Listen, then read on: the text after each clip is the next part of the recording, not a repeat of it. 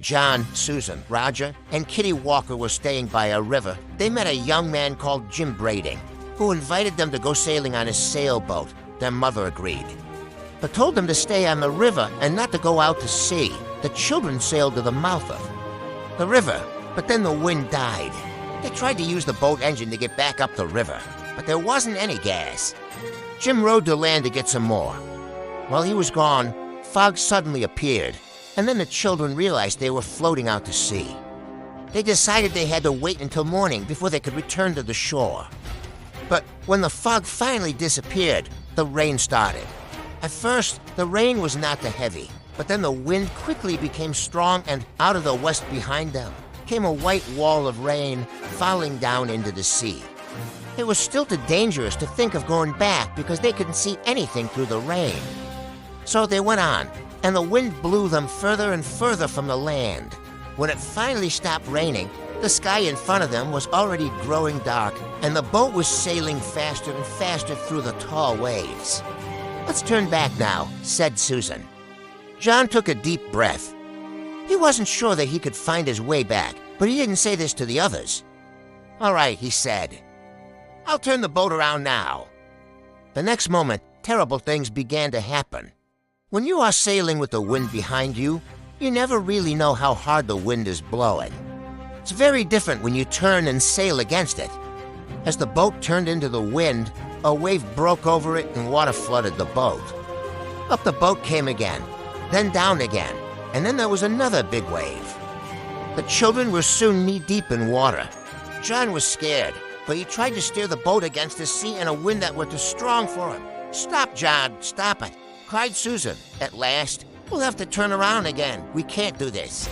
Susan, almost shaken to pieces by the boat's new violent movement, lay across the side and was terribly sick. John slowly steered the boat around. Very slowly, the little boat turned away from the wind and back on her old course with the wind behind them again. From the cabin, they heard Kitty's frightened voice. The boat was full of water, and she needed to get it out before they started sinking. Susan found the pump and began pumping hard to get the water out of the boat. It began to get dark. The wind was still blowing hard, but the boat sailed on smoothly. Even Susan began to feel better.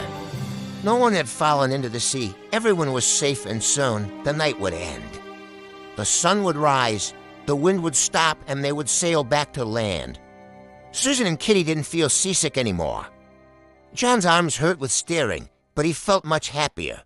Roger was hungry and wondered if everyone had forgotten about supper. "Susan," he said, "it's 10 o'clock. What about some chocolate or something?" 10 o'clock, said Susan in surprise. "It's time you all had something to eat." And a few minutes later, they were all eating very large pieces of fruit cake and pieces of chocolate. Suddenly, Susan saw lights ahead. There's a green light on one side and a red light on the other side. It's a big ferry on its way from Holland to England. "It's coming this way," said John. "Maybe they could take us back home." Said Roger, "It's getting nearer and nearer. I can see it very clearly, but they can't see us." Shouted John suddenly. "We have no lights. It's coming straight towards us. We have to get out of the way. We have to warn them." "Roger, sound the horn."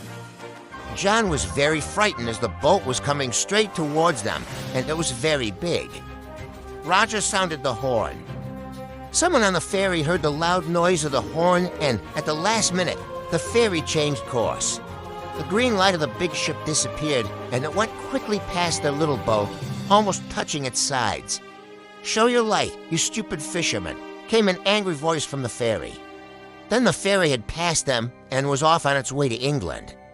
The waves that the ferry made were very big, and everyone was thrown from side to side and got very wet again. They were still in one piece, although they were sailing further and further away from England.